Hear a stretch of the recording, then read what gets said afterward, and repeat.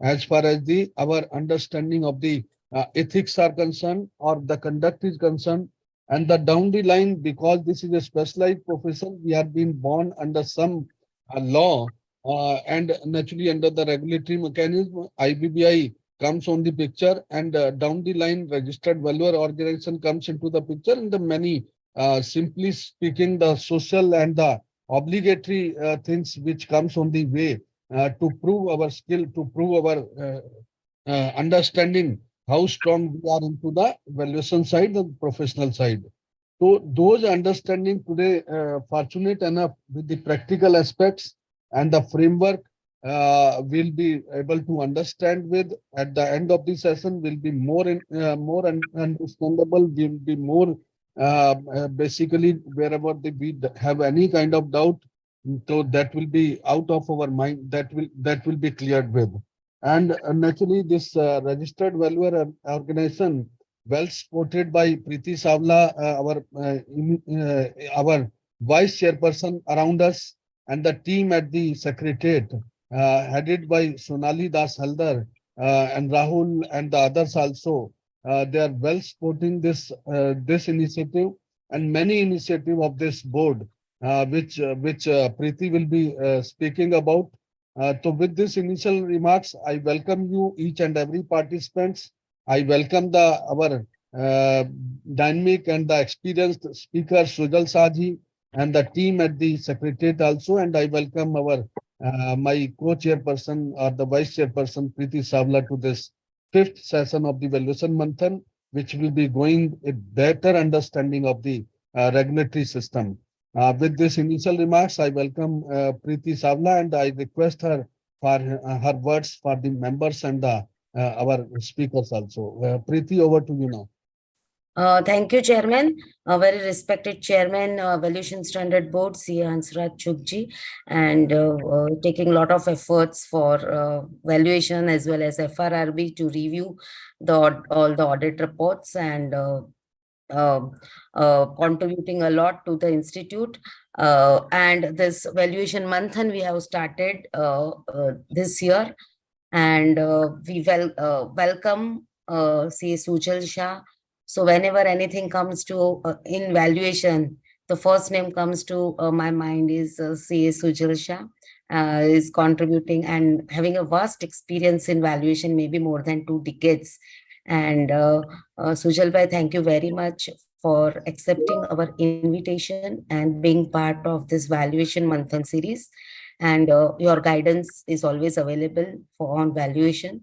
We are also planning to have the valuation standards on plant and machinery under the able chairmanship of Hansraj Bhai this year, and various other initiatives like International Valuation Standard Board. How can we interact more with them and have the standards on the same page? So all those things are planned. So your support in that also will be required. So once again, on behalf of Valuation Standard Board and all the participants, we welcome you for your session. And once again, thank you, Hansraj Bhai, for initiating this series. It is our endeavor to serve the best to the members. There are a lot of issues in valuation also, and a lot of controversies. So with this kind of series, we think that we are able to reach out and add the value to the knowledge of our members. And I also welcome all the moderators, Rahul, Dimple, Astha, and Sonali, who is always doing a lot of hard work for organizing and execution of this series. With these words, very good morning and welcome all of you. Over to Chairman. Now I'll request Astha if she is Yes, available sir. and she is comfort with the technical side. Astha, Yes, sir. I'm available now. yeah, your voice is now sounds to be clear. Now you can read the CV and our friends brief. Then you can invite him for the session. Over to Yes. you, Astha. Yeah, thank you, sir and ma'am, for the insightful welcome address. Now, I am delighted to introduce our esteemed faculty for today's webinar, Mr. Sujal Shah. With over 31 years of post-qualification experience as a practicing chartered accountant, Mr. Shah has expertise in various areas, including valuation for merger and acquisition, restructuring of business, financial due diligence, and general corporate advisory. He has been involved in several large corporate mergers and has carried out financial valuation for well-reputed Indian as well as multinational companies. Mr. Shah is a prolific writer and speaker, having authored papers on valuations and restructuring for WIRC and BCAS, and regularly speaking at various forums, including ICI and ICSI. So, we are fortunate to have Mr. Shah as our faculty for today's webinar. Welcome, sir. Thank you so much. Over to you, sir. Okay, thank you. So, good morning, Chairman sir and Priti and all the other colleagues. It is always my pleasure to speak on this subject, which is very close to my heart. And particularly over the years, for last so many years, whenever Priti invites, we cannot refuse because we see her working so much for the profession. So this is the least we can contribute back to the society, and whatever we have learned over the years, it's always our pleasure to give back to the profession. That's the least we can do for the, contribute to the institute, because you people are doing so many activities and so many efforts to keep the members appraised of the subject, various subjects, and this is only one of them. So it is always pleasure to speak on this subject, and whatever experience over the last few years on the subject we have, while working on the assignments we have learned, it will be my pleasure to share with the participants. And I'll share the presentation. Before we go into the presentation, some brief my thoughts on the whole profession, where it is heading to. So valuation profession till few years back was a monopoly of chartered accountants. When I say valuation, here I am restricting myself to financial valuation, because all these years it was always the prerogative of the chartered accountants to carry out the valuation. And to some extent in the deal making, we were seeing investment bankers in the form of MBAs and other professionals getting involved, but predominantly for regulatory environment, it was chartered accountants. Come 2017, when the registered valuers section as well as the rules were triggered, and we saw the major change in the regulations, the entire registration process came into force, re-examination of all the valuers, all of this brought a very new change to this entire profession. So now it has gone and spread over various professionals. So today, technically, an MCOM also can do a valuation, a company secretary can also do a valuation, cost accountant can also do a valuation, MBA also can do a valuation for regulatory approvals. And that is why it is seen that there is a vast players who have entered into this field. At the same time, this field also has become extremely large. Earlier, it was required only for governance purpose or to some extent regulatory approvals when it came to FEMA regulations or particularly SEBI approvals and like that. Now it has come into most regulations where they need valuation from a professional for approvals. So it will include Companies Act also, it will include Income Tax Act also. So various regulations also have now introduced the requirement for having valuation by a registered valuer or the professional. So all the regulations have not yet switched over to registered valuer, but I believe in years to come, a day will come where all the regulators will say that valuation, if it is required, has to be done by a registered valuer. So we are moving, it's a transition phase I see, and we are moving to a very, very regulated environment, which is good for the profession, because earlier it was not very tightly regulated. So people, all the professionals also were following different norms, different mechanisms, different methods, different combinations. So now, it has come into a purview of a proper regulator, proper guidelines. And as I go through the presentation, you will see what are the things we need to follow. So, I'm seeing a major change in this profession. Plus, there is an introduction of valuers bill, which is coming into the place. Somewhere down the line, it will become a regulation. And once that comes into a regulation and approval mechanism, we'll see a separate institute of valuers. So, we are in that phase where lot of changes are taking place. There is a lot of focus on the way the valuers are doing the work, and that has in fact improved the quality of valuations which were happening. Not that earlier it was done without any quality, but there is now a conscious effort to improve the quality. So even at our institute level or at our RVL levels also, we have peer review mechanisms. So all the valuation reports which are issued for regulatory approvals, there could be some reports which could be picked up for peer reviews, and peer reviewers then give their comments, their views. So, it is bringing a good amount of discipline to the profession. And, having seen this profession for last so many years, I'm seeing this change for good. And it also has a lot of sort of opportunities being opened up. At the same time, lot of responsibilities which is kept now on the valuers to rise to this occasion and rise to the requirement, and bring this entire sort of area of profession into a very quality output environment. So with this very brief thing, let us go through the presentation. I think it is a 2-hour session. So what we will do is about 1.5 hours, and I will request the organizers, when if they need a break, we can break at any point of time for a couple of minutes. Otherwise, we can continue till 12, quarter to 12, and we'll leave some time for any other interaction if it is required. Wherever there are any questions, and if there is anything which is required, maybe the viewers can either note it down, or we can have it in the chat box. I'll try to see if I can switch over from the presentation to the chat if required. But otherwise, we can do it everything at the end, whatever is more convenient. Yes, sir. I will ask question on behalf of the audience. Okay, that will be great. Fine.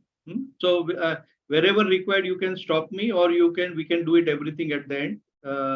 And if you need a break, you just let me know. Otherwise, I'll just continue Sure, at the end of the session. Yeah. I'll just switch over to the presentation, and Asta, if you can just confirm that the presentation is visible. Yes, sir. It is visible. I'll put it in the, yeah. Is it visible in the PowerPoint mode? Yes. Okay. So, we'll go now to the couple of slides on the whole, the environment, regulatory environment for this valuation. So if you see on the left bottom, earlier we had only formalized requirement under the Wealth rule, where certain methods and certain mechanisms of valuing unquoted shares were provided.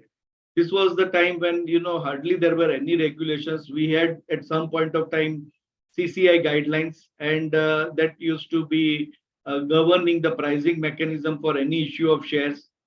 From 1992, we had SEBI, which got introduced, and post the turmoil in the stock market. This was one very big step taken by the regulators to bring in a very dedicated regulator for the stock exchanges and securities market. So 1992 onwards, it became more regulated. Then FEMA regulations were where earlier it was only CCI guidelines which were used. Introduced first, they introduced that all the valuations for any cross-border transaction has to be done using discounted cash flow method. Couple of representations were made that for all the companies, discounted cash flow method may not be an appropriate method. For example, NBFC, or for example, a company which has no business activity. DCF, what kind of projections one can have. So various representation was made, and later on around 2014, they introduced under the FEMA guidelines that any internationally accepted valuation methodology can be used. Now, there is a huge confusion in the profession that what are these internationally accepted methodologies. So there is no single regulations which one can look at for finding out which are the internationally accepted. But by and large, the methods which are there in our valuation standards are something which are internationally accepted. So as we come to the valuation standard, I'll very briefly tell you which are the approaches and methods which are commonly used. From 2017 and 2018, I would consider this as a watershed years in the profession of valuation, where the MCA notified the registered valuer section as well as the rules were introduced, valuation rules were introduced, the registered valuer rules were introduced, and a very big moment for us as a professional, and proudly so by the Institute of Chartered Accountants. We had our own valuation standards in 2018, which were notified. So I think in India, we were the first one to come out with our valuation standards. Prior to that, there were many other international agencies which had their own valuation standards. But in India, we were the first one. Lots of efforts had gone into preparation of those valuation standards. And at least as Prithiben mentioned, they are also now thinking of some new standards which to introduce and add to the list, which will also further strengthen this entire process. In 2019, again, we had certain in the amendments in the FEMA rules. And as I mentioned earlier, 2020, the Valuers Bill was introduced. It has not yet seen the light of the day, but I am sure the time will come when that will be, it will be enacted, and we will see the, the what is provided there is a separate institute of valuers, again, entire re-mechanism of registration by the valuers and all that. So you can see from this entire slide how the whole thing has changed over the years. More and more regulatory focus has coming to this area. And with due respect, what was happening without regulations, there were both the sets of examples available where some extreme cases were found out where valuations were stretched, and that's how these regulations were tightened over the period of time. So as I mentioned, in my personal view, it is good for the profession that you have now lots of focus and you have lots of regulatory attention to this subject. Now, let us very briefly go through what is the, what is expected from a registered valuer. I will not read out this entire slides, will be available to you later on, but what is expected from us, if I read section 247, the gist of it is that first they want us to make an impartial, true and fair valuation of the asset which we are valuing.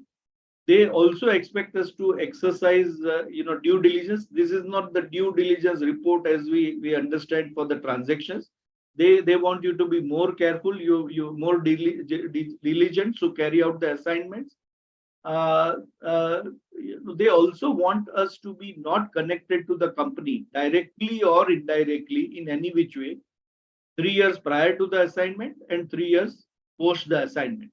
Of course, this section has also sort of opened up a lot of debate amongst valuers that what do you mean by direct and indirect interest? Suppose I'm holding 100 shares of Hindustan Unilever, and if I get an assignment of valuation of Hindustan Unilever, will I be considered to have an indirect or direct interest, or it is too small? So as I understand from the profession, each firm has set up their own criteria that what will constitute a direct or indirect interest. There is no specific guidance as of now that say 1% above equity holding will be an indirect or direct interest in the company, or somebody, these relatives working in the company you are valuing. If it is the case, it is a direct conflict of interest. So all these guidelines you have to pick up from other sections of the Companies Act or from the good practices followed by various firms, and each firm has evolved their own criteria. So like say some firms have said 2% or above equity holding, if any partner has, they will be considered to be interested in the company in such way. So every firm has set up their own criteria. Now let us see the regulatory environment for the registered valuer. Now, as the chairman sir mentioned, now the IBBI, which is the Insolvency and Bankruptcy Board of India, is the regulatory agency which overall registers the valuers. It's a main in charge of valuers, I would say. It has delegated some powers of it to registered valuer organizations. Now, as you may be aware, ICAI has its own registered valuer organization. Likewise, all the institutes many of the private organizations, all of them have set up their own RVOs, as we may call. And below them, they have registered their valuers. As the chairman sir mentioned, maybe ICAI registered valuer organization, RVO, is having a highest number of members for the financial valuation as we are involved into as a chartered accountant, in terms of the number of valuers, registered valuers and registered with RVO, ICAI RVO. And below the RVOs, as I mentioned, we have registered valuer. Now, just to give you a flavor, today, how many RVOs are registered? So today, there are, as we speak, there are about 15 RVOs which are registered with the IBBI. So 15 of these RVOs below them have various registered valuer entities. Now, entities could be private company, or it could be partnership firm or LLP. So below these IBBI, we have 15 registered valuer organization. And in the financial sector, that means the valuation of financial assets, we have about 86 registered valuer entities. That means 86 companies or firms or LLPs have registered for that category. And within that, if we see the registered valuers who are registered under that segment, which is the financial valuation, we have about 2,100 valuers. So from a couple of valuers in the country, maybe in hundreds, now we have vast number of registered valuers who are operating, and you can imagine the spread which it is now available, because you have all sorts of members who can, all sorts of professionals who can become a registered valuer. Now, registered valuer, when you are a registered valuer, you are required to follow certain valuation standards. Now, as I mentioned, today the rule says that either internationally accepted valuation standards or valuation standards adopted by an RVO. Now, we are very fortunate that ICAI had its own valuation standards. So ICAI RVO has already adopted ICAI's valuation standards. So as we speak, as a chartered accountant, we are required, being a member of ICAI, we are required to follow these valuation standards which are prescribed, particularly for the valuation under the Companies Act. For other regulations, it is not mandatory, but it is recommended in nature. And the last line which I mentioned, the Valuers Bill, which is not yet seen the light of the day, there are various provisions, and I think we had series of seminars and conferences on this subject to discuss what has been introduced in this bill. And I believe many of us, including RVOs, have given their comments on this Valuers Bill, which is what introduced during the COVID time. And I believe at some stage it will come to its finality. Now let us see what is valuation standard, and very briefly let us touch upon what was the intention of bringing in the valuation standard. Like accounting standard, there is a consistency which was required and which was expected, uniformity which was expected. So basically, with that objective, valuation standard, like accounting standards were in place for last so many years in the country. Being the profession which was getting more and more developed, there was a need which was envisaged, and with a great amount of efforts, we could come out with our own valuation standards. The intention was to bring uniformity in approach and to bring in and make consistency in the quality of the valuation output which was expected from the valuers. As I mentioned, 1st July 2018, we came out with our own valuation standard of ICAI, and our RVO, which is ICAI RVO Registered Valuer Organization, has adopted these standards. Now, which are the standards today? If I look at the list of standards which are already today, which are notified. So we have about if it's given the series number. So if I see the series number starting from 101, first is the definitions, the valuation basis, the valuation approaches and methods. So if you read these three basic, it gives you a very broad framework of the valuation methods and approaches which are available, and various definitions which are used. The series 201, which has 201 and 202, basically focuses on the scope of work, evaluation, reporting and documentation part of it. And series 301, starting 301, 302, 303 are specific standards where it brings in business valuations, intangibles, financial instruments. And as I think the Preeti Madam just mentioned that, they are in the pipeline of, finalizing the valuation standard for plant and machinery, and I'm sure some other subjects that will all get added to this list as we see them in final stage. Now, let us start with the Companies Act. What is expected as a registered valuer? And this is, friends, only an indicative list, not the exhaustive list, but one which is mainly focused by the valuers and the regulators under which section these valuations are required. So if I look at it, 54(1)(d) these are, friends, only for Companies Act. I'll cover the other acts later on. So 54(1)(d) is basically for the sweat equity of issue share, for equity of shares of unlisted companies.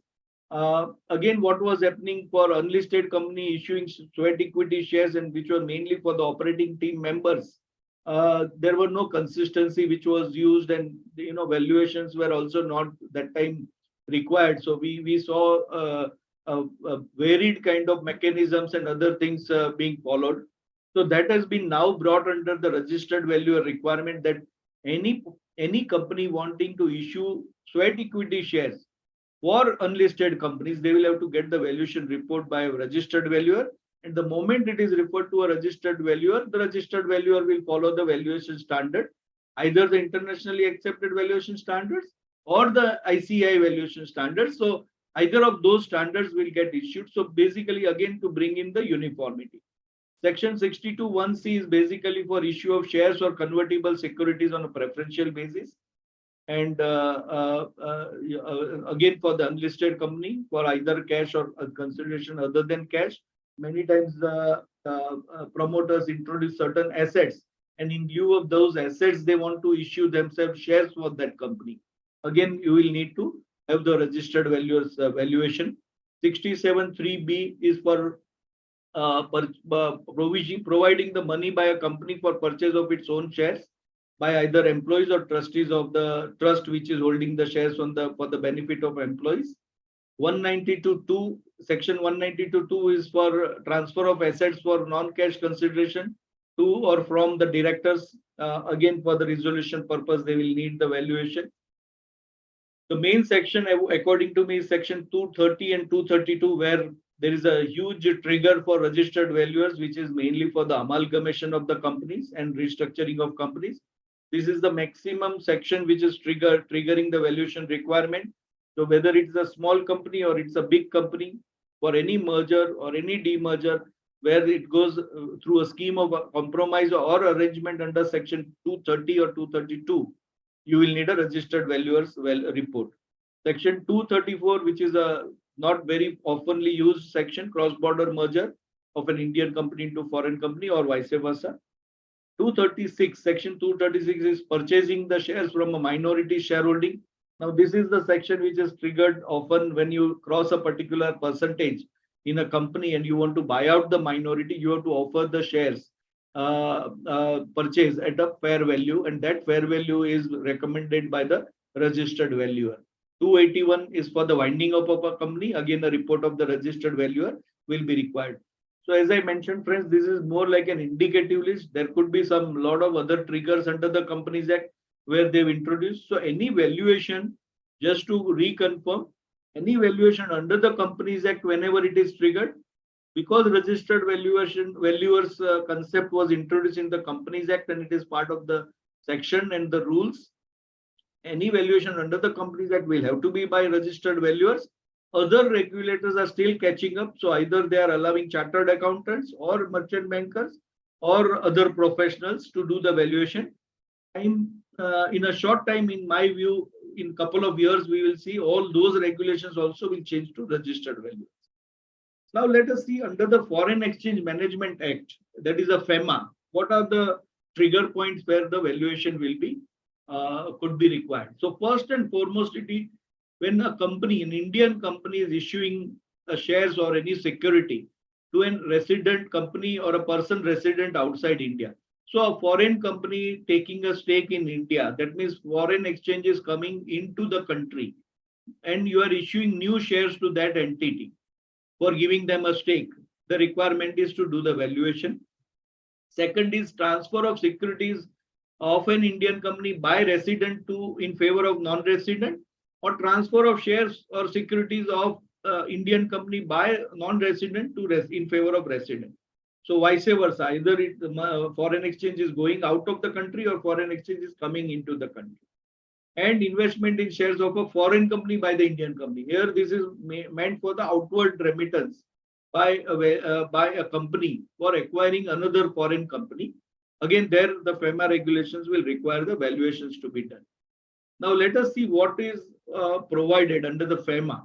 Now, each regulation, whenever you are called upon to do a valuation, you have to first find out first of all, if we go to the basics of valuation, whenever you are approached for a valuation exercise, you must first ask, what is the purpose? Why have you come to me for getting the valuation? Is it for FEMA? Is it for Companies Act? Is it for income tax? So once you know the regulations, you will know your exact scope. And once you know that it is required for FEMA purposes, you will have to go back to FEMA and read what are the requirements for under the FEMA regulations for carrying out the valuation. So under the FEMA regulations, if it is a listed securities, what they've said is that if it is listed securities for which these transactions, which I mentioned in the earlier slide, is happening, in that case, the price worked out in accordance with the relevant SEBI guidelines or preferential allotment guidelines under the SEBI rules will have to be followed. So for listed securities, I believe it is a straight tight jacket formula, and you don't have to, sort of worry about too much about the valuation methodologies, because listed price itself becomes one of the criteria, the only criteria in listed securities. For unlisted securities, what is provided is it should be by using internationally accepted pricing methodology for valuation on an arm's length basis. Now, recently they also introduced on an arm's length basis, duly certified by a chartered accountant or a SEBI registered merchant banker or a practicing cost accountant. So friends, as I mentioned earlier, under the FEMA regulation, they are not insisting that this valuation has to be done by a registered valuer, as we understood in the earlier segment, which was Companies Act valuation. Here they have kept it open for chartered accountants, category 1 merchant bankers, or practicing cost accountants. So they have kept these three professionals, so anybody can do the valuation. But more important is what should be the method, which should be the method whether you have to use for doing such valuation. So here for unlisted securities, they have said internationally accepted pricing methodology. And as I was earlier explaining, there is no clarity that which are these methodologies. So each valuer has their own judgment that which are these methods. So whether it is discounted cash flow method, or whether it is EBITDA multiple method, or it is a price to sales multiple, any of these which is internationally well accepted methods can be utilized. And of course, as per the duty of the valuer, we'll have to explain it in our report why we feel a particular method is more relevant and a particular method is not relevant. We'll come to that when we see the other regulations also. Now let us come to the requirement under the income tax. Now in income tax, again, friends, this is an indicative list, but one which is mainly used or for which you are mainly approached by the companies. I have sort of tried to put it on this slide. So main, and I think you all must have also experienced that whenever they are doing transaction, first they come to you for section 56 triggers, whether it is 56 to 7B, 56 to 10 or 50 CA for valuation. And again, there the predominantly rule 11 UA which is applicable. Rule 11 UA in a very, very brief way is a tight jacket formula. They've said these are the things to be added, these are the things to be deducted, divided by number of shares. Predominantly, it is a net asset value method of the company. However, for certain items which are residing in the net assets, namely immovable property, you have to take the ready reckoner value. For investments held by a company, you have to also value them using the same methodology as you would have valued for the main company. That is again rule 11 year for those investments.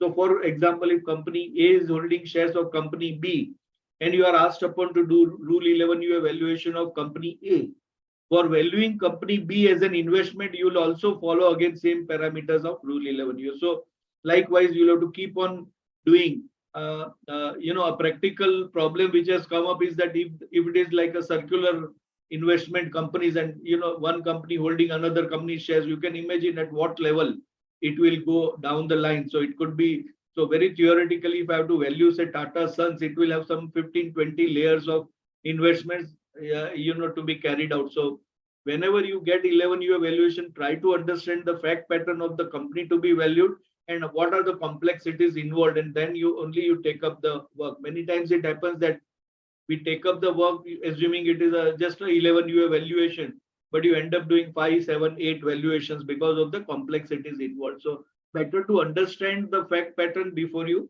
get into the assignment. 50B is for slum sale of the business. For transfer pricing provision, section 92, and other ESOPs and section 9 related deemed income and all those things, there are valuation. But according to me, mainly in income tax, you have either transfer pricing trigger or the Rule 11 or section 56 trigger. These are the two main things which requires a valuation. Direct transfer, indirect transfers also are very common. Now, let us go into the SEBI requirement for valuation. Now, first, take under the takeover code for SEBI, when a company acquires another company and it crosses a particular threshold, it has to follow the takeover code. And once it follows the takeover code, there are certain guidelines given that, takeover code is basically that you acquire stake in a listed company beyond the threshold limit. You have to give an open offer to the other shareholders, minority shareholder, and that has to be based on a certain pricing mechanism. Of course, the highest price amongst all has to be considered, but if I have to look at the provisions of the takeover code for frequently traded shares, particularly when the shares are frequently traded, and there is a definition under the SEBI guidelines what is considered as frequently traded and what is considered as infrequently traded. So basically, their 60 trading days weighted average market price is considered to be the benchmark, and you have to take the price in the exchange where there is the highest volume. For non-frequently traded shares, see what happens, there is a listed company, but your shares are not frequently traded. Again, if you go by the market price may not be the true reflective in such cases because the shares are not frequently traded. You have only 1% of the equity, entire equity transacted in a year. So your shares are infrequently traded.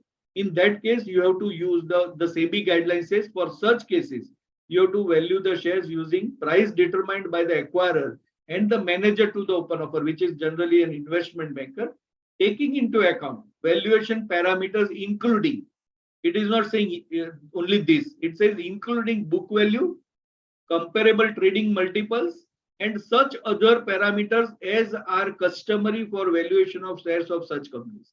Now, again, it has left it to the judgment of the valuer. So, for example, if I have a company which is not having any operations, can I have a comparable trading multiple? Because that company is not having any operations. It is just a defunct company, not having any operation. Say it is just holding a piece of land. And there is a transaction which is carried out in that company. In that case, certain market-driven methodologies like market multiple or discounted cash flow method will become irrelevant. Maybe the only method which could be relevant is the asset valuation, underlying asset valuation approach. So you may use either the book value variant using the realizable value of the underlying asset, or you may use some other parameter if there is a some which is applicable to the nature of the company you are valuing. So again, here they have left it to the judgment of the valuer, and that is where you have to use your best judgment. That and you can imagine this valuation will be used for giving an open offer to the minority shareholder. So how sensitive your valuation, and it will become one of the benchmarks. You can always have a purchase open offer price which could be higher than your valuation, but this will become one of the benchmarks. So one has to be extremely careful in giving such reports because this has direct impact on the minority shareholders. Now, the ICDR guidelines, which is basically for issue of capital, which in the good old days we used to call it as preferential issue guidelines. So basically, it has given two criteria, higher of the two following, which is the 90 days weighted average volume weighted average price and 10 days weighted average volume weighted price preceding the relevant date. Now, relevant date in this case is the date of board meeting in which the preferential issue was approved, or any new scheme was approved from that date. So that will become the relevant date. Now, only one or two important points, when in such preferential allotment, if the new issuer is going to get more than 5% of the equity of the company, then irrespective of the company being a fairly traded company, you still need a valuation from an independent registered valuer. Recently, there was a case where through the preferential allotment, the shareholding of the new LOT was going beyond 5%. They went by just this simple formula of 90 days and 10 days, and there was a huge hue and cry among minority shareholders that you are issuing shares at a discount to this new investor. And that is where this rule was introduced under the ICDR guidelines, that if the new investor, which is coming through the preferential allotment, is crossing 5% of the post-issue equity of the company, in that case, you have to necessarily get a report from an independent registered valuer. So irrespective of the market price, registered valuer, independent registered valuer will have to also give his guidance about the fair value of the company. So this is basically to ensure that no company will issue shares under the preferential guideline at a price below the fair value if the shareholding post this issue crosses 5%. Now, this is the classic thing which was introduced a couple of years back, that when you have a merger related valuation done, prior to this, what as a valuer we were doing? We were explaining our report, methodology, approaches, and finally, as a conclusion, we were just giving a conclusion that for so many shares of the transferor company, so many shares of transferee company will be issued, is fair as to be issued as a merger ratio. Now, what happened because of various complaints by minority shareholder? The SEBI came into the play. SEBI said that you may not give the detailed workings to the minority shareholder, but at least give the per share value which you have worked out under each method and what weightages you have given. Because what was happening, first of all, the minority shareholders wanted to know what weightages were given to individual methods, price value under individual methods, and secondly, which were the methods used by the valuer. This was something which, of course, in the report form it was coming, but the numbers were not somewhere coming. So SEBI at an appropriate time felt that, let this be part of the format of the report. So now SEBI has come out with a circular a couple of years back that a valuer's report, when you are doing a merger, has to have this table, which is there on your screen, displayed in the report. Now, what is the table says? Table says asset approach, income approach, and market approach. What is the value per share of both the companies, and what are the weights given, and then based on the weights, what is the fair value, relative value, and then what is the entitlement ratio, which is worked out, fair value, exchange ratio, or entitlement. Now, this has again opened up a lot of controversy or confusion in the mind of valuer. Valuer started thinking that means necessarily you have to work out the value under each of these approach and you have to apply weightages. Now, over the period, you can see all these reports which are there in the stock exchange website, all the reports. Whenever you have a merger of a listed company being involved, merger or a demerger, valuation report, one of the document which is uploaded on the website of the stock exchange is the valuation report. And if you see all these valuation report, they give this table. And you will notice in those tables that not necessarily under each approach they work out the valuation. It is possible that if I'm valuing, say, Infosys, in the asset approach, I'll write NA, which is not applicable. If I feel that it is not, but I have to follow it up by a detailed explanation that why I feel that for Infosys, asset approach is not applicable. I have to give a detailed explanation in my report. Likewise, in market price, I may give a lower weight for one company and higher weight for the another company if I am of the opinion that for, say, XYZ Limited, market price is not fully relevant because maybe the trading was less or it is not fully reflective of the price. In that case, I may apply say weight of 1 to market price for XYZ and 2 for the PQR limited, where it is fully functional, fully traded share, and the market price is also relevant. In that case, I may give a higher weight in case of PQR limited and lower in case of XYZ limited. Likewise, suppose I am merging a non-operating company, which is actually XYZ limited, into a operating company. For non-operating company, I may use only one method, which could be asset method. For an operating company, I may use all the 3 approaches. So SEBI is not telling you that you have to approach, you have to use all the 3 approaches. SEBI has just given this indicative table, but wherever you are not using any particular approach, write a note below it, by giving a reference that why you are of the opinion that a particular approach is not applicable. When this was introduced, initially there was huge confusion amongst mind of various valuers that this is the requirement, now we have to do all this. And today I have also seen some reports where even if they have not given any weight to the asset approach, they work out the value and write that value. For example, XYZ limited, I have given 0 weight to the asset approach, but I still give a value 105 rupees per share. So each valuer follows their own different mechanism, but by and large, the expectation from the valuer community is to, wherever they've used different approaches and wherever they've used different methods, mention that in the report and also give your rationale for the weightages. So here, what was the intention of bringing this in the SEBI regulations or SEBI guidelines was to maybe minimize the subjectivity involved, because many times weightages and the selection of methods or approaches were used by the valuer to adjust to arrive at a particular ratio. So to avoid such even a remote possibility, maybe the regulator came out with this so that it is there available on the sort of for viewership of any of the shareholder or regulator, that what is the method. Beyond this, if SEBI has any inquiry, they will connect to the company and ask for more clarification. Many times SEBI, while approving, it happens through via stock exchanges. So while approving such things, many times they ask for various further details.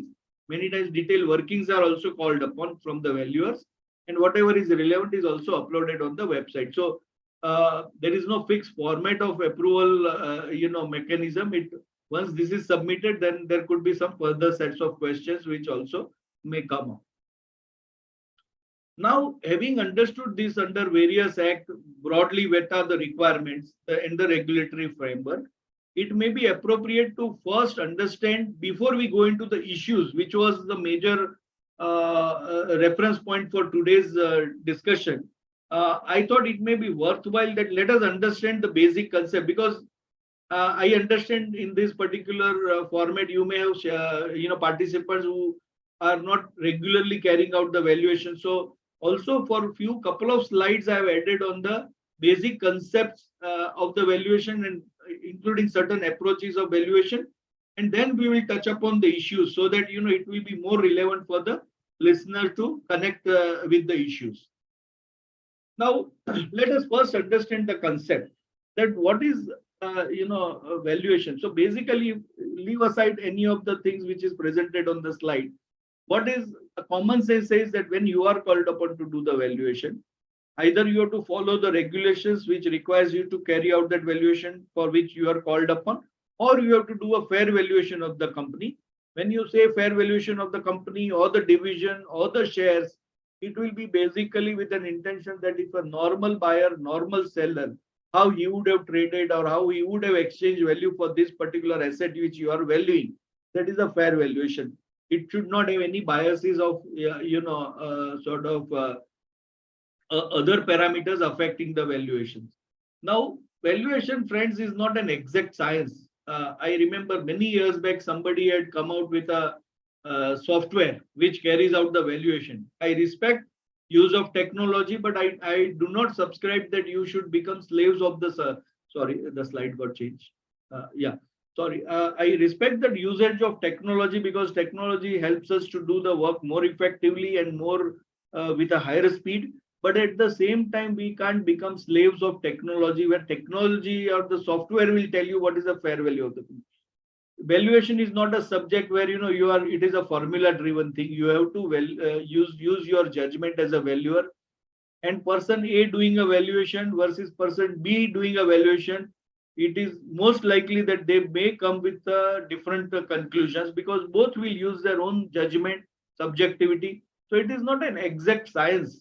So one cannot say that because Sujal Shah has worked out 105 rupees per share and Preeti Savla has worked out 106 rupees per share, one is right and one is wrong.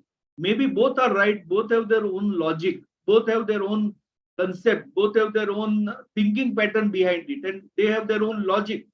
So one will have to get into detail that why it is so in a difference, the reasons for such difference, and then maybe come to any conclusion, about its finality. Otherwise, it can definitely differ from one individual to another individual.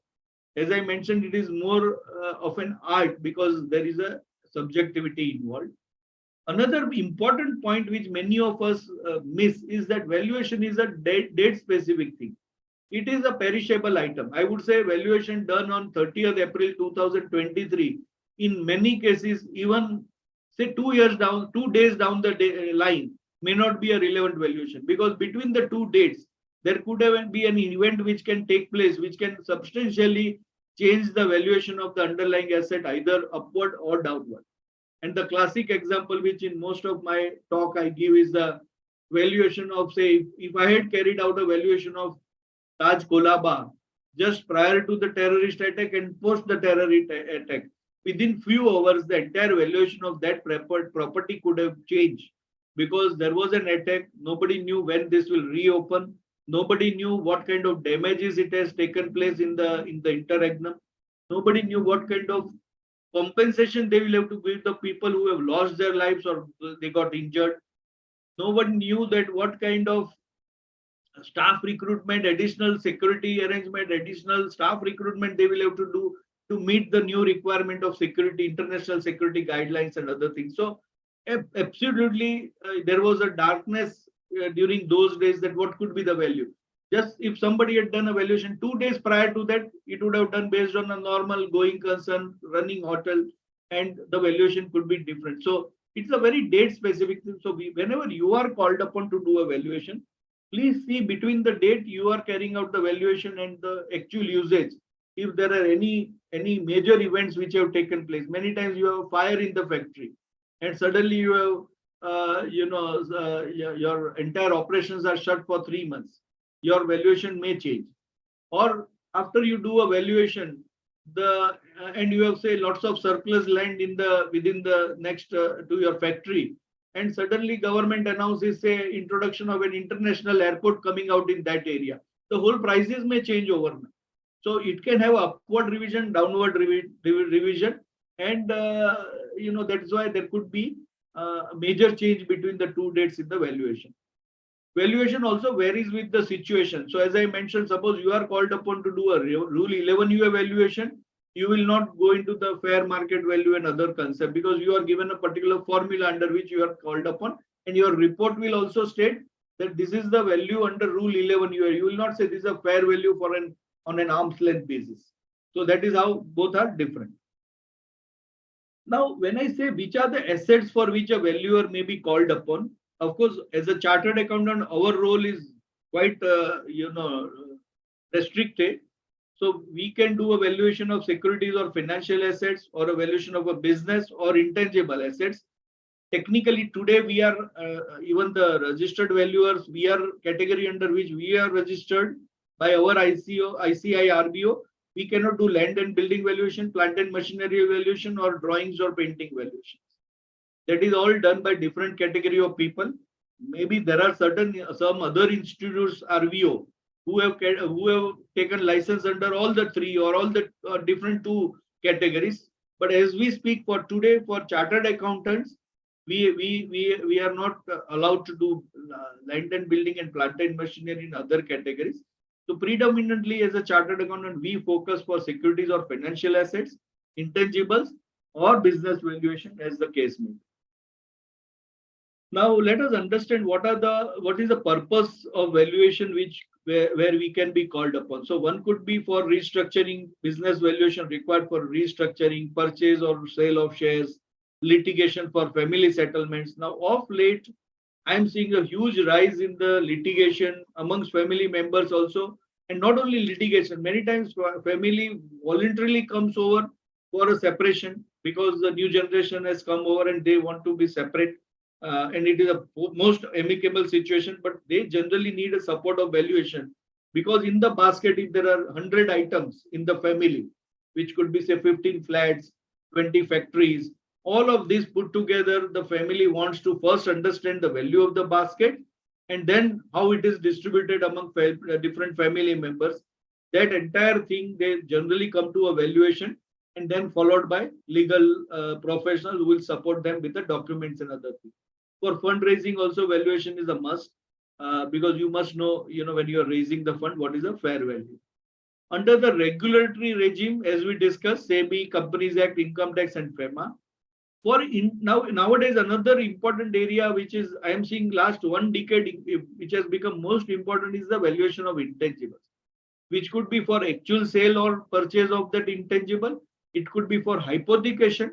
You have seen in many newspaper reports that pharma companies giving their brands to the banks for hypothecation and raising funds for that. So that has been a very common requirement of valuation nowadays. Accounting purpose, intangible valuation, when there is a purchase price allocation and other things, you need an valuation of intangibles. Or impairment testing, in many cases you have sort of accounted goodwill and or other assets, intangibles, and you are asked upon, because of the underlying performance, to carry out the impairment test. Another area could be financial reporting, which could be the basket of investment being valued for private equity, financial instrument valuation, index requirements. So there are a couple of, now friends, you will see that this is only an indicative list. It is not a complete list. You can imagine what kind of new avenues which are being opened. So as we have new players, at the same time we have also expanded the scope for requirement for valuation, and you can see that what kind of opportunity lies before us for getting involved in the valuation exercise. And this is friends, only maybe 10%, 20%, 25% of the requirement. You have another so many requirements. It could be JV partner separating, it could be for some compensation for a loss because of fire, anything you can imagine, and there will be requirement for some kind of a valuation mechanism being requirement. So huge opportunity lies, and that is where we have extra responsibility, but we have also, according to me, a field opening up apart from our traditional practices for a very decent kind of growth expectation. Now we'll just go to the different process, and organizers, if you need any break, please let me know. It's 1 hour since we started, but I am fine to continue. So you can continue. We will start asking questions from 11:30. You can continue. And if you need one break for 1 minute, 1 to 2 minutes, then it will be fine. Okay, so we'll continue, and as and when maybe we stop for the question and answer, we can sort of take that. I'm fine. So steps in valuation. Yeah, sure, sorry. Sure, sir. Okay. So let us understand which are the basic steps, and we'll now not go into details because we want to more concentrate on the issues. But what are the steps? See, first and foremost, you will get the information. Now, many times information which is given to you is from information which is supplied by the management, who is operating management. At times, you are also called upon to do a valuation of company where the target is even not knowing that there is a valuation requirement. So it could be basically, you are doing from a publicly available information. Apart from this, there could be, after this, you need to have a valuation for, when this information is supplied to you, you need to analyze this valuation. The one very fixed pattern of thinking which has gone in the minds of every reader of the valuation report, including sometimes at the regulator's mind, that we just take the information from the company and we just process the Excel file. Now, which is not the case, and no valuer is issuing report without analyzing this information. So whenever there is a information which is supplied to you, you are required, and which is done by the valuer, is to analyze this information. Every single piece of data which is supplied is in a way questioned. Any projections which are given to you is discussed in at length. Wherever you are not convinced, you ask them to change it. I have found in some cases when the data is provided, the projections being provided, you find arithmetical error, formula errors in those files. So this is very common, and it is not the case that valuers will just blindly take that file, apply it in his own format, and issue the report. There is a huge amount of work between the information supply and the valuation conclusion. There is a huge amount of work goes in the valuer's office, and that is something which we have to impress upon. Many times in interaction with regulators, I found that they are of the view that you have blindly gone by the management's data, which is not the case. Which we definitely, all the valuers follow this very strict regime of analyzing the data wherever there are. Now you have in your hand so a lot of sort of, I would call it as power to sort of question these projections. Many times the valuers find it very difficult. The client is not in a mood to change the valuation, I mean the projection. We have lots of mechanism to address this. Either you apply higher discount rate, you adjust in the multiples, or worst case situation, you walk out of the assignment. Of course, it may sound little idealistic, but many times you are not convinced with the data provided or the assumptions in the projections, and time may come you are not convinced. Instead of signing something which you are not convinced, it is better to walk off from that assignment. But I have, in my last at least 25 plus years of experience, I have not found that, if you are not convinced and if you are able to tell the client that why your data is having this fault and it's not right, they just stick to their stand, is very rare. Generally, they are also open, provided you tell them logically why you feel this is not right. Then application of valuation methodology and the recommendation. Recommendation is basically you using your methodologies, you also apply weights and finally report to the user. Now, what is the data, the information which broadly comes to you, which will start with your historical reports, the industry in which the company operates, future projections. After that, you have series of discussion with the management. See, there is a contingent liability. Now, in a balance sheet, if you read in a notes to accounts, 100 crore income tax demand, I am sure you are going to ask the management, what is this case? You will ask for the case papers. At what stage it is lying? Is it in ITAT? Is it in High Court? It is at the officer level. What stage this particular assessment is there, and there is a demand. That there is a series of discussion which goes through that. Stock market quotations, if it is a listed company, publicly available information. Now, publicly available information, one has to be extremely careful, because now with the access to the internet, you have so much of data available. And if I look back to those 25 years back, or almost 2-3 decades back, when we used to do the valuation, the data availability was limited. Even to get the balance sheet or stock exchange price, we had to write to the stock exchange, 100 rupees will be charged, and you will be given 6 months only monthly high and low price. From that date, you have come to a use of technology where on a click of a button, any transaction over last 6 months, 12 months, 24 months, you have availability of data. The more data is available, you get confused at what data to use and what data to ignore, because on the internet lots of data is available. Now, if I start looking at a company, you will have series of data which will be available, prospects, so many investor analyst reports which are available in the marketplace. You have to filter out which is useful, which is not useful. Otherwise, you will spend so much time in looking at this data, you will lose the focus on the actual work. So one has to balance this too. Finally, of course, for regularizing our information supply, you have to have a representation by the management on various items where there is a judgment which is required. I think analysis to this forum, I don't need to explain what analysis you need to do: profitability ratios, financial ratios, past trend, future expected trends, like simple things. In the past, you have grown only by 10% last 3 years. The projections have shown 50% growth. Will that be a correct situation? In some situation, yes. If you have gone for expansion, your capacity has increased, and that's why you are expecting this growth. Or suddenly there is a spur in the demand for this particular product in you are dealing with. Say at the time of COVID, certain products came into huge demand, and you could see 100% rise in the sales. So it is not that blindly you reject such assumptions. You get into the details, get into the logic, understand from the management why this is a particular assumption which you have done, and then make a judgment whether it is a fair judgment or it is not a fair assumption. Then working capital requirements. So these are very common, which we do in, I think, to this forum. This entire analysis is very easy.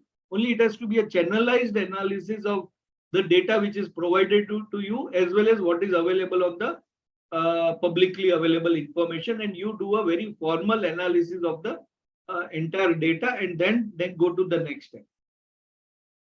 Now, very quickly, to very in a very brief, I will touch upon the methodologies. I'm sure everybody knows about this.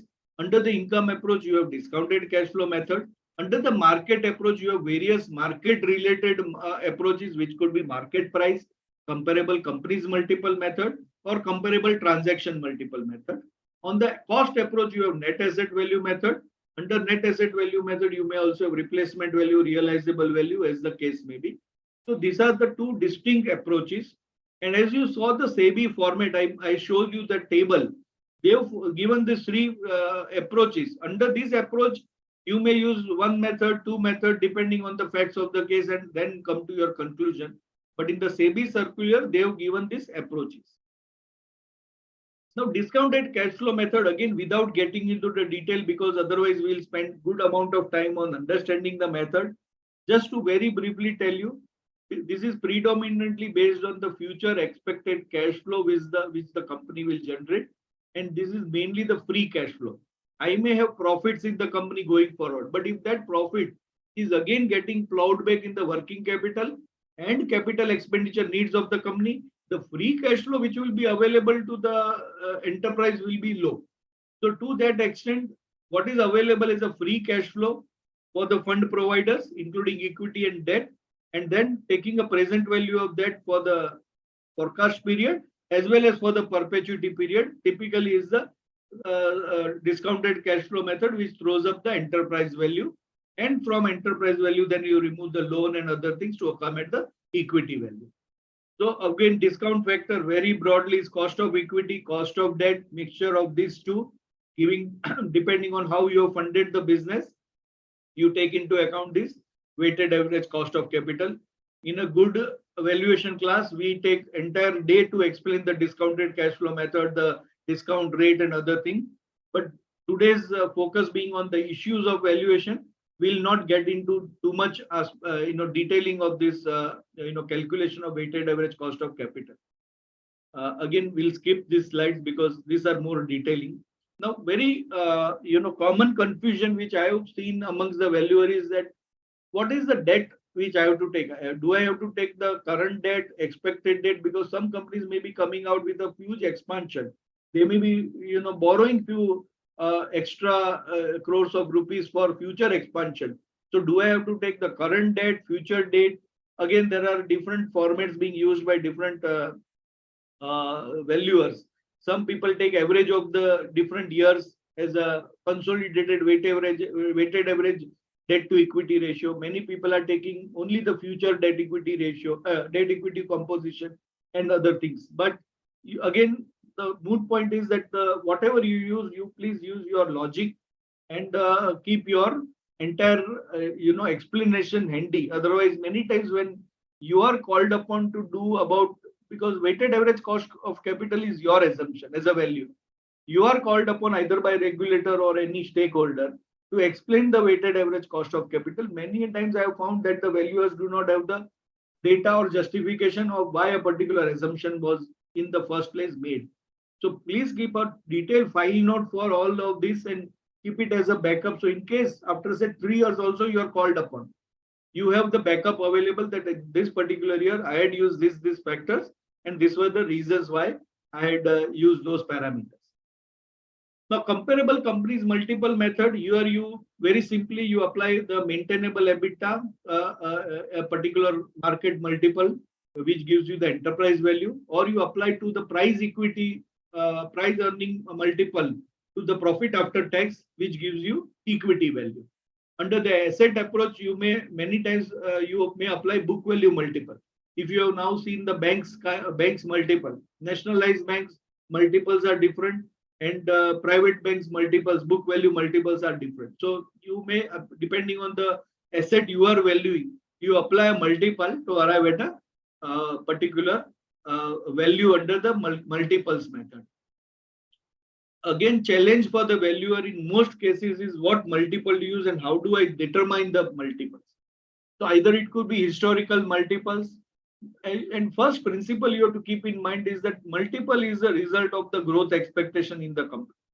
So before few years, when Infosys was in the growth stage and it was growing multifold every year, you just see the multiple it enjoyed in those years versus the multiple which it is enjoying when it has now a stabilized growth pattern. So any company which is into a very high growth trajectory, you will find the multiples being very high. Or any like say FMCG companies today in India have upwards of 50 multiple, which is for a layman it may sound very high, but they are riding on the expected growth which the country will throw up because of its sheer population.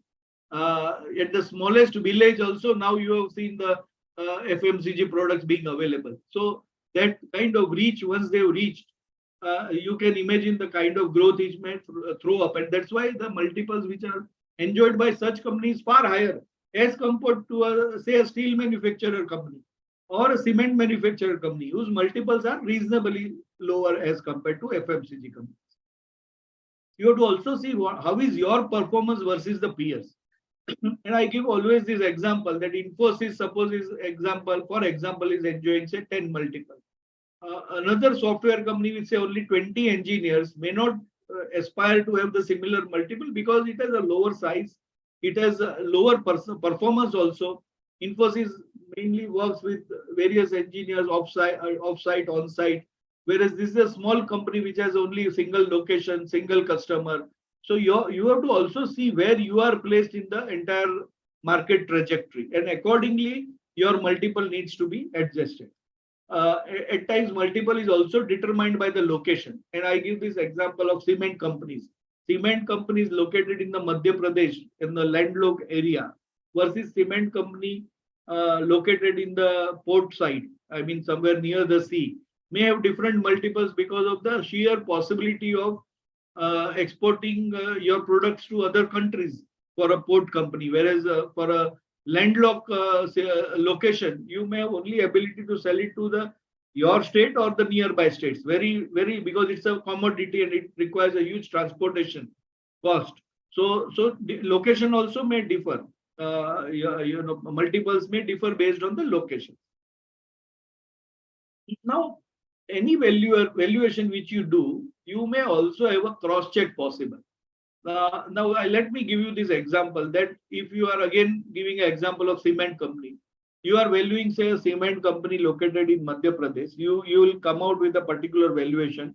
You convert that into a per ton of capacity of cement, and then you compare it either with the recent transaction or what is the norm enjoyed by other companies. You will more or less come into the range of similar range, not exact range. No comparable company will give you exact range, but at least the very similar multiple range pattern you may find that per ton capacity of cement, if it is say 100 rupees, either it will be falling into 90 or 105 for other companies. So if you are within that range, you know that whatever conclusions you have arrived is within the market multiples which are available. Likewise, in hospital, there is a enterprise value to bed multiple. If you have a 500 bed hospital, there are norms. If you have 1,000 customers for telecom companies, so depending on the particular parameter, in many of the cases, it is a hotel companies, it is number of keys. For a tower company, it is enterprise value per tower. All of these there are norms. Mutual fund AMCs are also nowadays valued using a percentage of the AUM, underlying AUM. All these are parameters which are available in the marketplace. So when you value a company, you may compare it with the market parameters and see whether the conclusion which you have arrived is falling within the range. At times, it is possible that you may not fall within the range because either you are too superior to the comparable or you are too inferior to the comparable. So again, it is only as a benchmark which is available. Don't be blindfolded by those market multiples. Many times your asset could be far superior than any other asset and you may enjoy a much higher multiple. So just don't get too much swayed by what is enjoyed by the market because they may have certain limitation which you may not have. So depending on the fact pattern, you may arrive at the market multiples. Now, having worked out using methods using different, value under different methods, you may, ask a question that what is right for every company, every category of company. There is no right or wrong. As I mentioned earlier, you have to select by the fact pattern. For some companies, market approach may not be possible or appropriate. For certain company, asset approach may not be appropriate. FMCG company, you start using asset approach. Most of their production, they outsource it to other companies. So there is no very light asset companies, but they have very high, profitability or EBITDAs. So for such companies, you may use instead of asset approach, either income and market or only, market approach, depending on the. For a startup company, again, asset base is of no importance. You may either look at the market multiple or again give a more importance to the income approach. Limited life projects, which could be a power plants with 30 years or road projects with only 20 years, then giving back to the government, you may use income approach. Investment companies, again, DCF and other things are of no importance. You will use an asset approach. And companies which are going for liquidation, you will use an asset approach. So this is, friends, only an indicative mechanism that, this could be your logic. But as I mentioned, each company and each fact pattern could be different. You will have to use your own judgment. The final value could be, impacted because of distress sale. Now, somebody is in high debt and he wants to reduce the debt, or the bankers are, forcing him to repay the debt. So then he may sell some of the business. And while he goes into the marketplace to sell, he may have to sell it with a very discounted price. Somebody wants to take an extra control on the market. So they may pay a control premium because you want to engage, get a very good market share, and you want, or within the company also, you want to have extra control. You are today 49%, you want to buy another 2%. You may pay a control premium to that 2% shareholder. Although fair value could be 100, you may pay them 125 also. Because by buying those 2%, you are getting into a control mechanism. Similarly, if you are holding very small share, you may have to face the illiquidity discount because the shares may not be liquid in the marketplace. So you have no option but to go to the existing shareholder or another partner to sell the shares. In that case, he may apply a liquid discount and pay you lower also. So again, these are some of the points, which may finally determine what is the final value, which could be a result of a series of negotiation between a buyer and seller. And depending on the fact pattern of who is strong, who blinks first, final price many times gets decided. So basically, when you have to reach a final conclusion, see, I may work out valuation under asset method, multiple method, I may work out under different other norms. Ultimately, I have to tell my client that what is the final fair value, which could be a combination of different methods and giving weights. It could be a mathematical weight. It could be, I have seen some valuers saying these are the values under different approaches, but my fair value is so and so. There is no arithmetical, working out of those valuation. Or it could be just pure subjective way of saying, although these are the range of values, in my view, 100 rupees is the fair value. In the current regulatory environment, it's very, very difficult to say that I will not, apply any weightages and other things, because when you go and submit your report to any regulator, they are insisting for what weights are given. And I showed you that table which SEBI requires. There they are asking for the exact weight which you have applied. So many of these mechanisms of coming to a final valuation now may not be very relevant, but in the deal making space, where you are not dealing with a regulatory approval mechanism, you are more first trying to clinch the deal. many times these are the methods which are used to arrive at the final recommendation or final, fair value conclusions. Now we can come to very briefly, couple of minutes, 10-15 minutes we can spend on the various issues. Now, most common issues are listed, based on the experience. Many times you have very limited information which is made available to you. Many times you have a data room kind of a situation that you are given data which is available in the data room and you have very limited information which is supplied to you. So what valuers need to do when you have limitation of availability of information? Say many times you don't have data about the title of the asset, surplus assets, or you have some contingent liability, you don't have full papers because what is there in data room only you are only privy to that. You don't have any further access.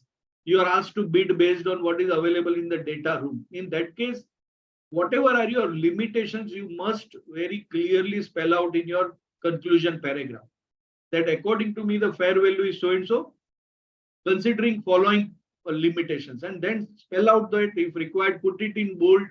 Otherwise the reader of the report may not know your limitations and he may conclude based on that the final price, and at the end of the transaction he may realize that you have missed a very important point. So if there is any lack of availability of information, please state so very clearly to the reader, unless you are able to get further clarification from the seller or the target. Many times when you look at a business model, you feel that there is no scalability which is possible unless you spend a huge amount of money in the capital expenditure. For example, a manufacturing company which has already reached say 95% of its capacity, and you still have in the projection shown a growth, the management has shown a very high growth. Once you have reached a full capacity, you don't have ability to further produce larger number because your capacity is almost exhausted. So unless there is a relevant capital expenditure then assumed, say a new factory which is coming up, new line of machine which is being bought, you cannot then have a volume increase being assumed in the projection. Now I have seen so many projections where turnover is 100 and they just apply a percentage to that turnover as an assumption. Please insist where possible and where applicable. Also, what is the increase in volume? What is the increase in sale price? Otherwise, you will not know that this 20% is attributed to only volume or it is only attributed to the price or both. So that breakup is generally possible. Many times projections which are provided to you have very limited assumptions. And you have to struggle with the management that you need all underlying assumptions. At times on confidentiality ground, they don't want to share because their competitors are in the marketplace and all that. You have to try to find out some practical solution to this problem. Otherwise, the data which is available to you is not pure enough for you to conclude on anything, and your result could be substantially be impacted because of that. At times, because of the nature of the company, you can't measure the risk which is attached to that business. And this particularly applies to many of the startup kind of companies where it is very new in nature. You don't have any benchmark available.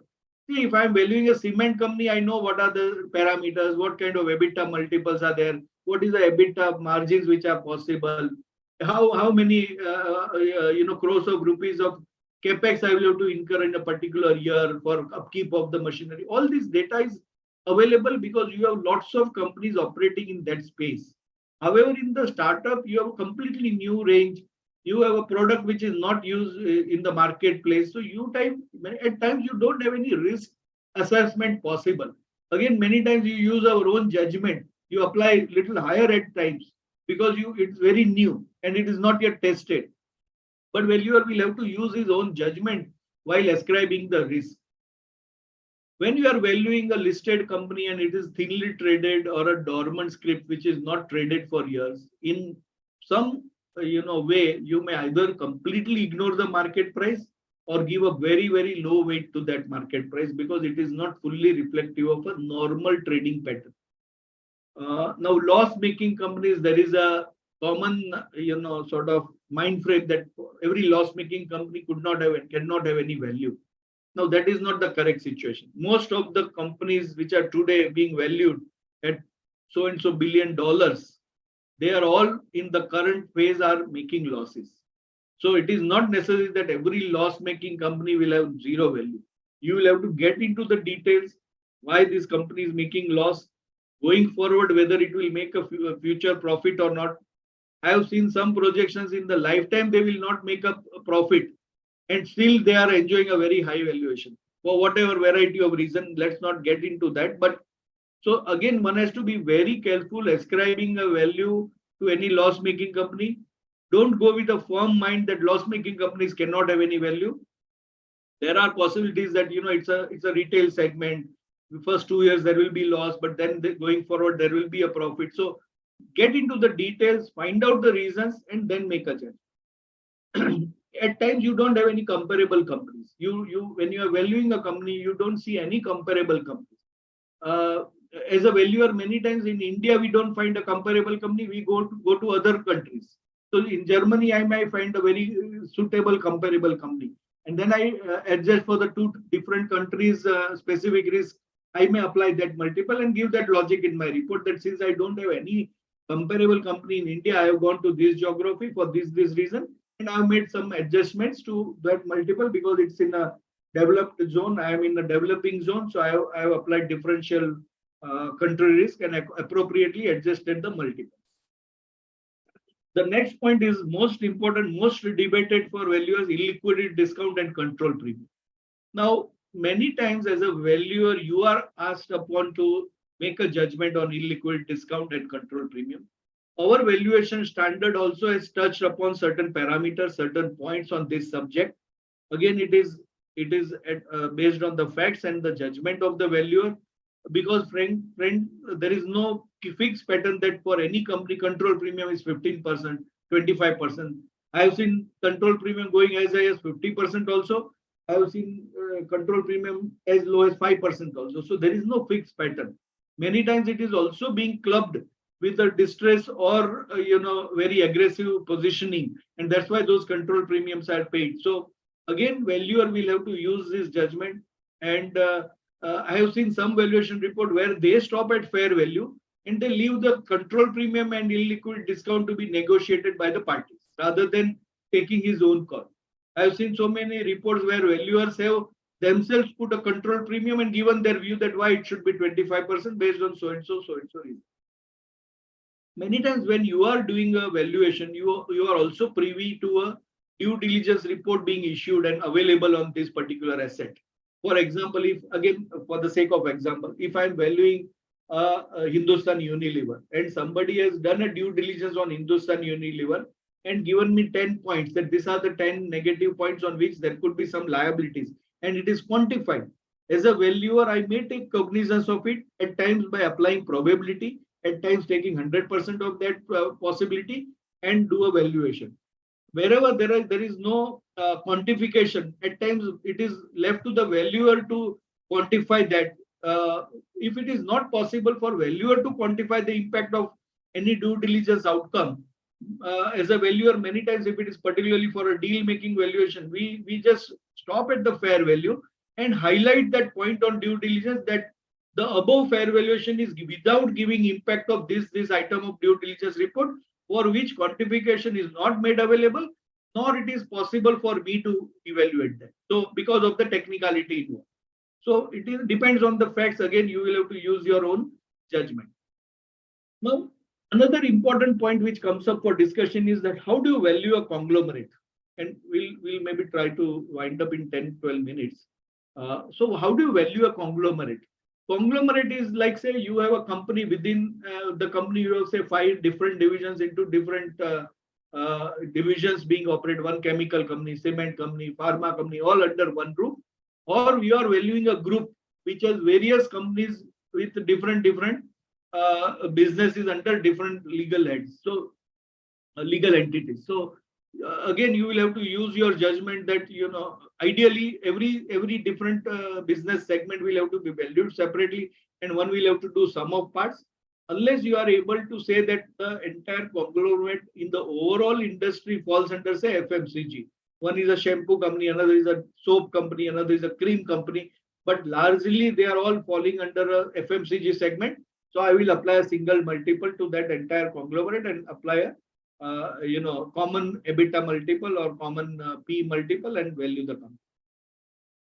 At times you are called upon to do only valuation of a division and not the entire company. There you have to be little careful that all the relevant cost which is applicable to that division needs to be loaded on the division before you arrive at the value of the division. Many times head office entire expenses are never loaded on any division. They are all kept at a corporate level. But people in the head office are definitely working, giving time to that division, finance segment, IT segment, direct and indirect tax people who are sitting in the head office. They do spend time. So their cost allocation many times is not reflected in the divisional P&L. So when you are asked upon to do the valuation of that division, you may want to add all the relevant cost first and allocate it to the division, then do the valuation. Valuation of a foreign company, slightly being an Indianized situation, we come across a lot of technical difficulties because we don't know the local tax laws. Many times the contingent liability which is stated in the notes, we don't understand the implications. So you have to take lots of help from a local professional or a local management, because to understand the facts first and then quantify the impact. Because at times it is not possible because of the very localized situation for you to take a call. So many times you have to call upon a local, another professional to take his help and his opinion. Say, for example, there's a contingent liability in a foreign company and you are valuing that foreign company for a transaction here. You don't know the impact. So you may call upon a local lawyer or local CPA and then get his view and then take a call if it is a large transaction. If it is small and immaterial value, many times you just apply probability and leave it there, if it is not a very material part of the transaction. Foreign exchange fluctuations, many times your major income is coming from foreign exchange. You are into a huge exports. Say your 80% of the turnover is coming from the foreign exchange income. Your assumption for foreign exchange rates for future can become very critical. Whether dollar will be 82, 83, 80, 78, can change swing the valuation substantially. So again, based on reports available in the marketplace or the assumptions when the company has made any assumption on that, their logic of it, when you understand it and if you find it convincing, you accept it. Otherwise, you will have to use your own judgment. I think market price we have discussed, so we'll not touch upon. Many companies, when you see the balance sheet, they have huge amount of related party transaction. Now, thanks to the Ind AS and other requirement under the Companies Act, LODR and other things, now related parties are purely at the arm's length basis, and there are different kind of checks and balances put in place. But at times you may find that some advances given to related party may not be recoverable. There is a slight remark in the due diligence report about the related party transactions. In that case, as a valuer, you may still go ahead and make some adjustment in valuation while giving a conclusion. Many companies have a surplus assets in their books. Surplus assets could be a vacant flat, vacant office, vacant building premises, vacant factories. Sometimes they vacated a factory, they are not using that particular area. So you take market price of those assets because they are not impacting earnings, because they are not operative or they are not fully subscribing to the earnings of the enterprise. And then, of course, take a net of tax impact of that and add that to the value. Again, burning point which comes for discussion in many cases is the holding company discount.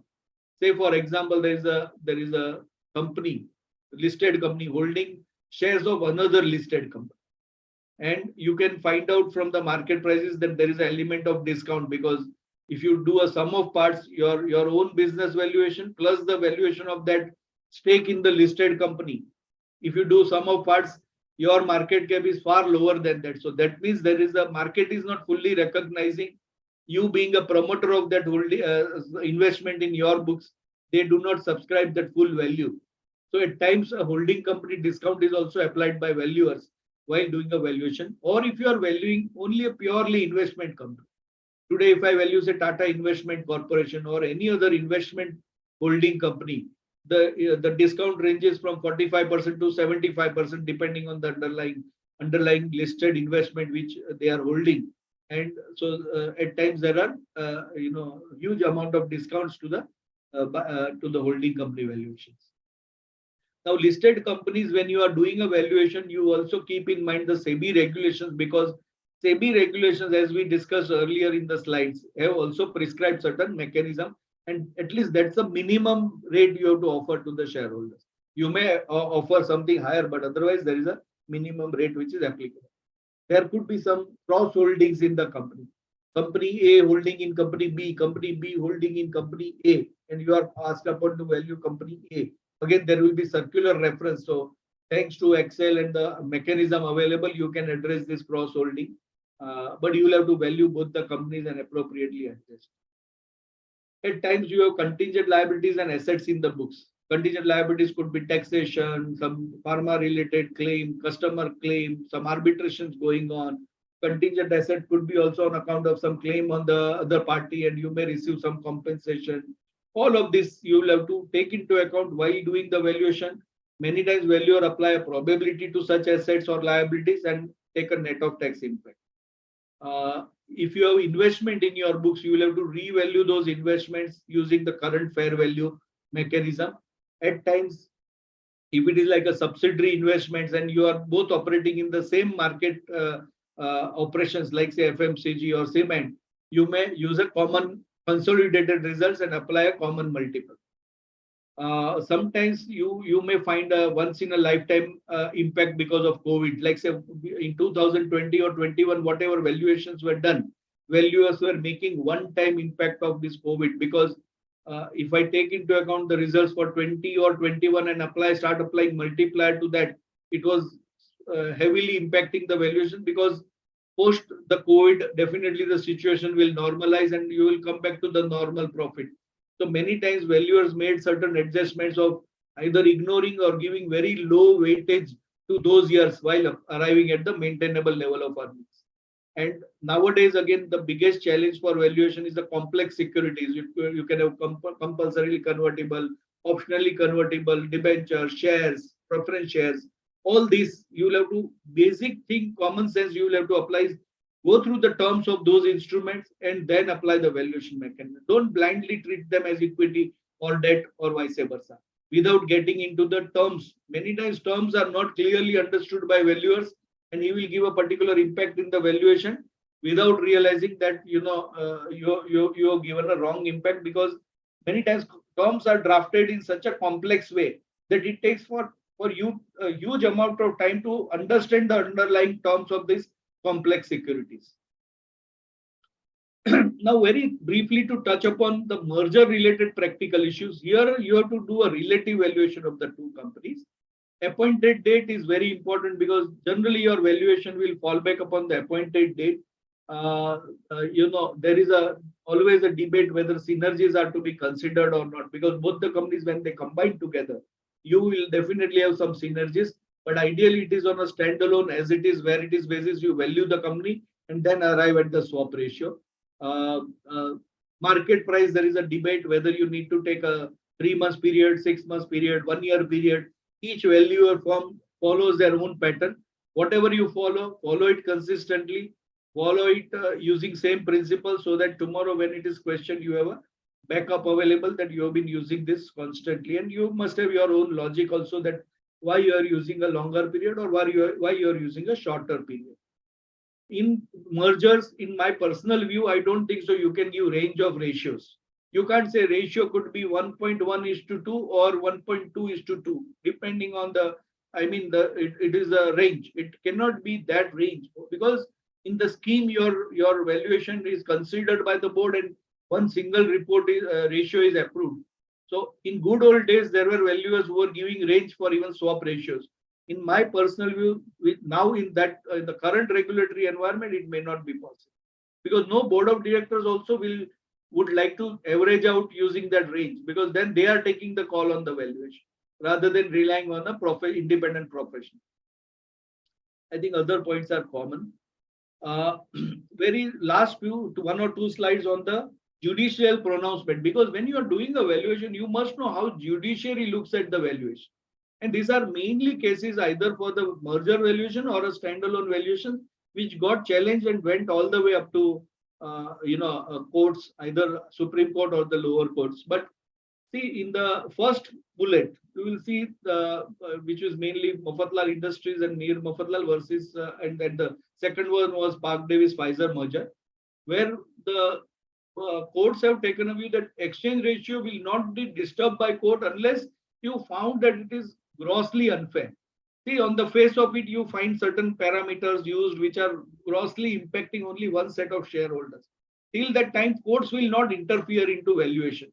And because of some of these judgments, what had happened in the large mergers, people have started taking joint valuation reports so that you have two persons, independent persons, giving a view on the swap ratio so that least chances of it being valued.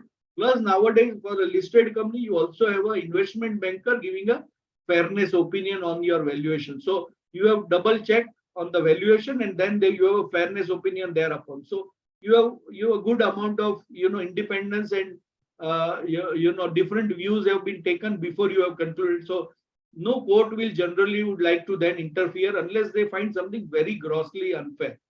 Of course, this the second one is the English judgment, where valuation will take into account number of factors such as prospective yield, that means the earning capacity, marketability, and the general outlook for the type of business of the company, etc. This is an English judgment. It says valuation is an art, not an exact science. Mathematical certainty is not demanded, nor indeed it is possible.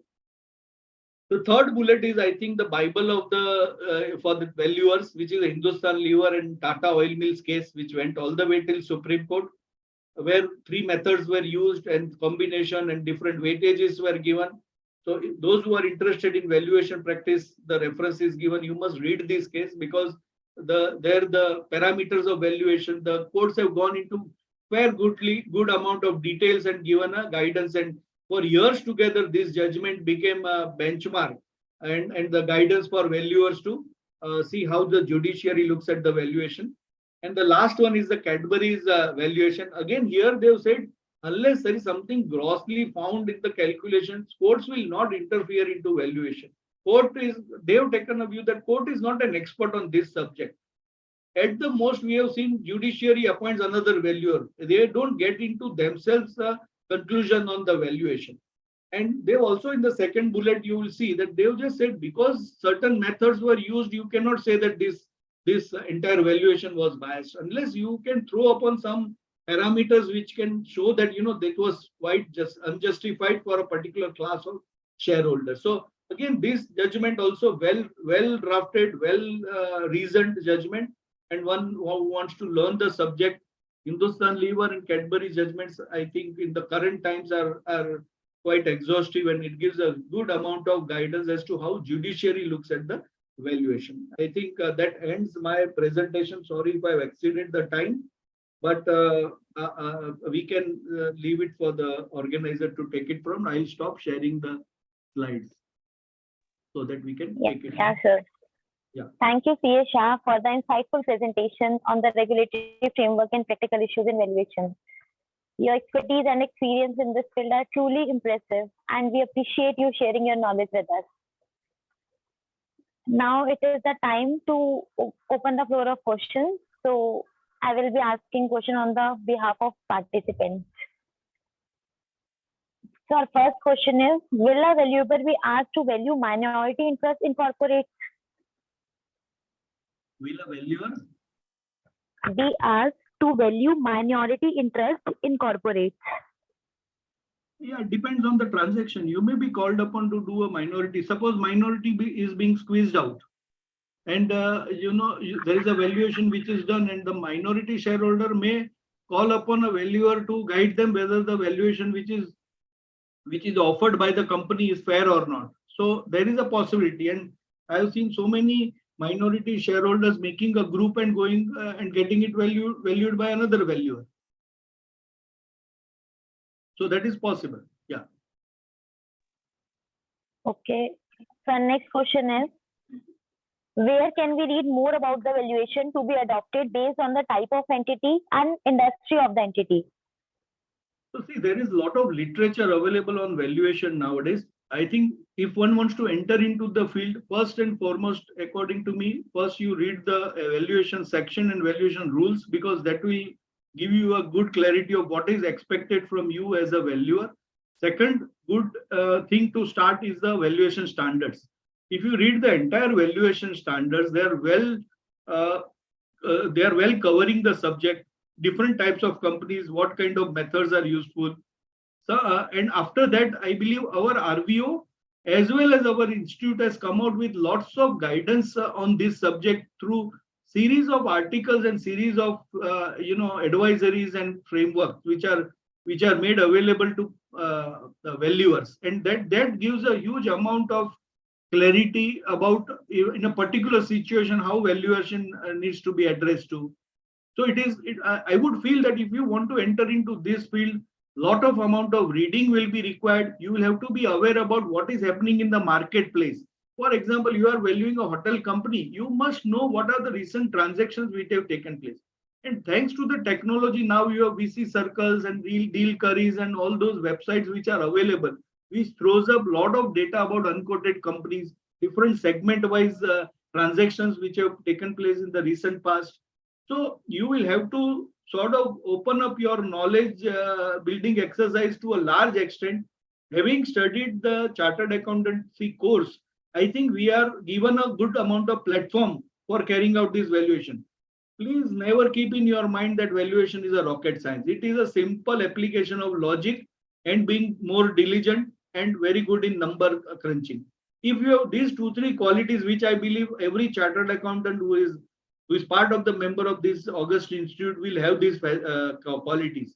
So we are all fit to do the valuation. Many times many professional brothers and sisters, they find it that, it is too complex a subject. How can we touch this as an area of practice? Don't keep that fear in mind.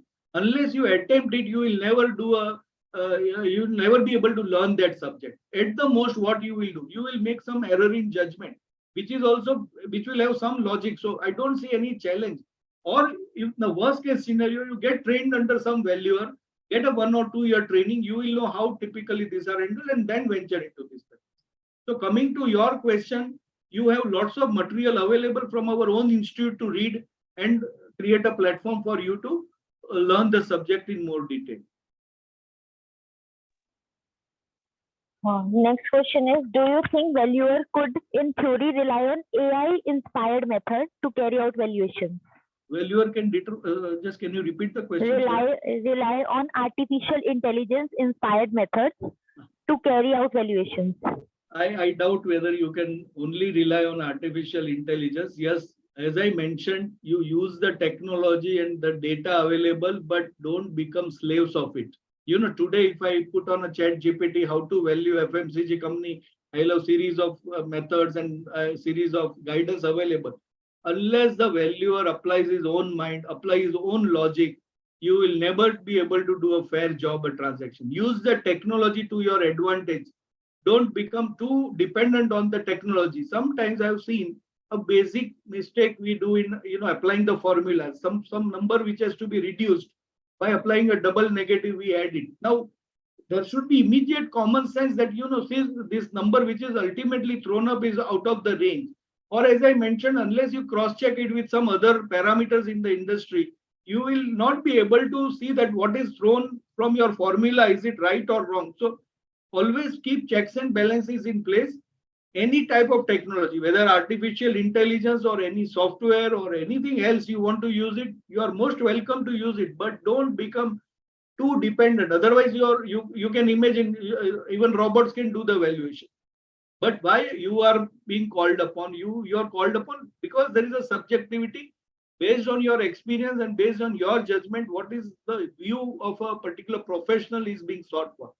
So use the technology, but don't become too much dependent on the technology. Okay. So our next question is, what are the principles followed in respect of valuation of startup? What are the issues taken into account while valuing edtech companies? Yeah, I think it's a very good question, very relevant.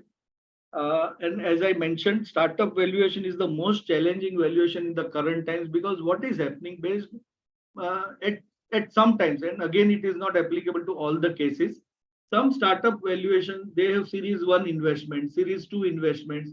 So, series of investment, when they have it, it becomes a game of passing the parcel. So every time there is some step up which is done on the valuation, and it goes to the next hand, it goes to the another hand.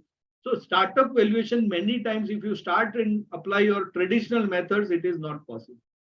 In fact, I had in between at one of the forums in Baroda, I had spoken on this subject, and while preparing for that session at Baroda, I had done a lot of research on how startup valuations are done, and to my utter surprise, very few cases I found that startup valuation, the valuer had used any traditional methods. Most cases, the valuers had used most uncommon methods like applying a multiple to the advertisement budget for next 2 years, average advertisement budget for next 2 years, applying multiplier to the number of persons who is using this site or facility. There is no, if I go and look at the sort of P&L or cash flow, they were all throwing up negative cash flows, but still they had multi-millions, multi-billion valuations which were done. So traditional methods, I'm not saying are good, but at the end of the day, proof of the pudding is that any business you run has to start earning cash flow for the owners. If you say that for next 20 years, owners will not get any cash, technically, maybe I'm more traditional. So I start thinking that whether then it is worth this kind of money which is being thrown on such investment. So to that extent, one has to be extremely careful in ascribing a value to the startup.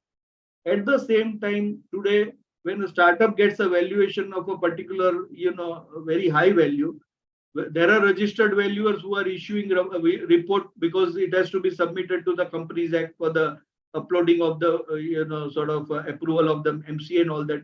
So when you realize and when you sort of analyze such reports, I have seen valuation methodologies are stretched beyond imagination to reach a particular number. A day will come when it goes into some investigation by either foreign exchange authorities or by tax authorities or by any other agencies. There could be some challenge. So valuation has to be done with utmost care. And where you are not convinced about this valuation, one has to be very careful. Second part of the question was about this EdTech valuation.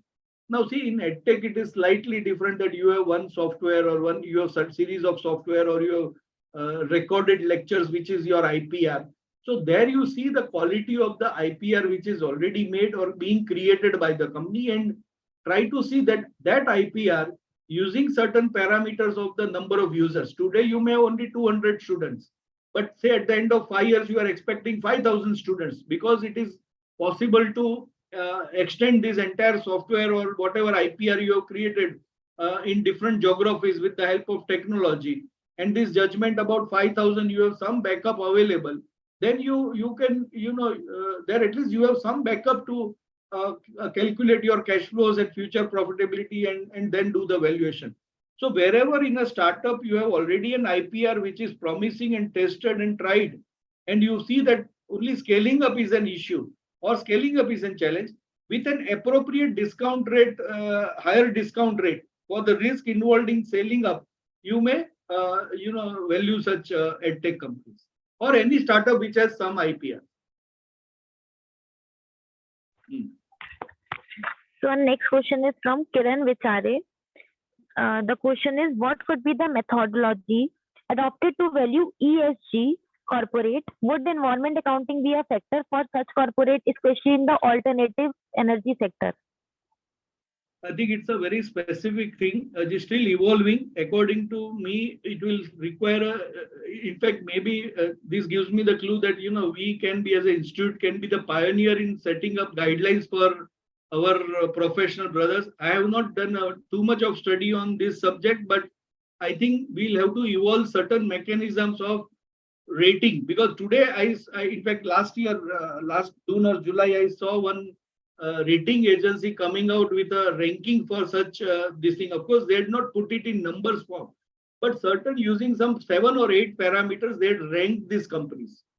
So once you have a ranking mechanism, the next step to follow is convert this into a number form. And ultimately nowadays, even if you see that every individual employee of a company, how much carbon footprint it is throwing in the marketplace, all of that is being available. That data is captured. how to convert that into the entire number form, and I think the time will tell us, but we'll have to, frankly, I have not gone into that study too much up till now, but I think it's a good thing. Maybe our institute can be the leader in, throwing up some guidelines on this subject. Yeah. But good, very good point. I think it's the need of the hour now. The next question is of CA Sanjay Murabka. If a company has one commercial building only, of which 3 floors, one floor is to demerge, how can I apportion the value? No, so if I understood the question well, you have a commercial building, you have one floor which is for being demerged. So, Yeah. Ideally, if this commercial property is either self-used, then take the market value of this property being demerged, the floor being demerged, and use that method, use the report of that technical valuer or real estate valuer for the benefit of for arriving at the fair valuation of that floor. Another option is that if it is already a pre-leased property, say you have given it to Colgate, and the Colgate is your tenant for that floor. You it has tied you up for 9 years for a particular rent for today and next. Every year it is increasing by a particular amount. Then use a present value mechanism and value that property. So either of these methodology, you will have to segregate this entire floor valuation, either using the real estate value if it is self-occupied or vacant, or you can use a rent capitalization method for valuing that floor if it is already pre-leased. Okay, once again, thank you, sir, for sharing your expertise with us today. We appreciate your time and insights. With that, I would also like to thank you, our audience, for their participation and engagement during this session. Thank you, everyone who is involved in Valuation Manthan series webinar A Success. We look forward to seeing you at our next event. Have a great day. Thank you, sir. Thank you, everyone.